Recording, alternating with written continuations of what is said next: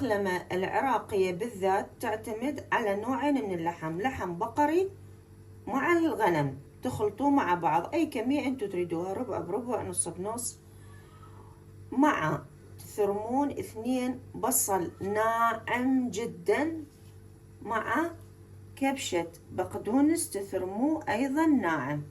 نزلنا بالمقلاة اللحم بعد طبعا ما غسلناه وصفيناه، نزلناه بالمقلاة مع البصل ونبدي نشوح به.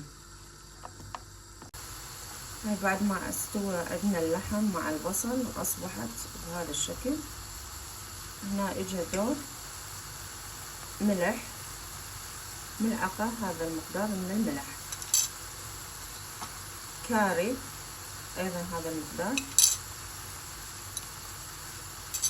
بهارات لحم خاص، نقلبهم مع اللحم.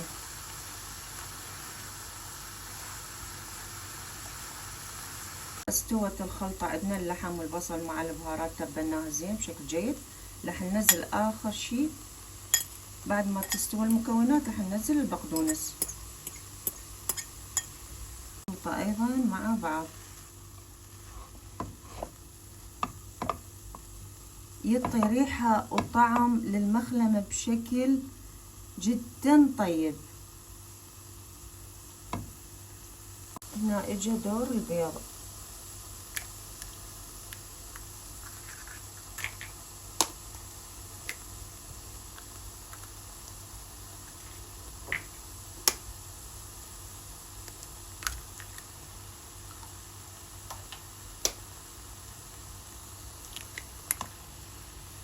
ترى تحطون تشيس الشرائح،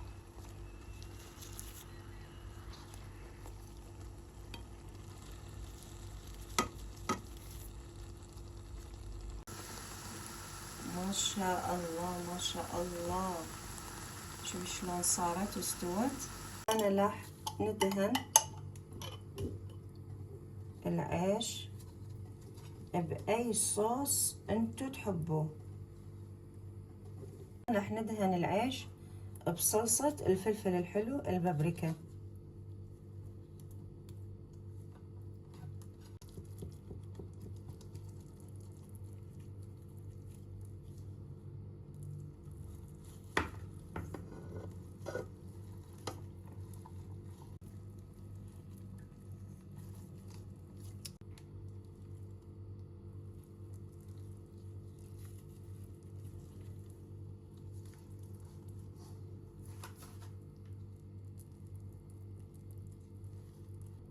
اللحم على البيض على الجبنة السايحة، الروائح يا ريت اكو شير اوصف لكم، ابعث لكم الروائح شلون طيبة وزاكية. بسم الله ما شاء الله ما شاء الله.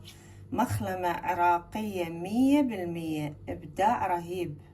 طبعا يا جماعة المخلمة كل واحد وطريقته، بس اني اللي هي طريقتي بعمل المخلمة خاصة بمطبخ فوفا. راح نغطيها بالقطعة الثانية من الخبز اللي هي حطينا لها الصلصة. السندويشة المخلمة الجامبو تكفي بصراحة النفرين، لأنه جدا كبيرة، جامبو اكس جامبو، عرفتوا؟ وهذا الخبز بصراحة أنا مسويته بالبيت، عاملته يعني خبز بيتي 100%.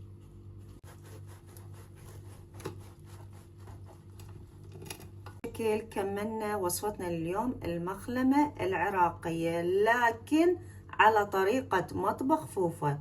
شوفوا بسم الله ما شاء الله، هذا سندويشة المخلمة الجامبو اللي تكفي بالضبط هذه السندويشة النفرين. لا تنسون اللايك والاشتراك بالقناة وتفعيل زر الجرس لتصلكم كل وصفات مطبخ فوفا. شوف اي وصفة حابين تجربوها وتعرفون طريقتها اكتبوا لي بالكومنت.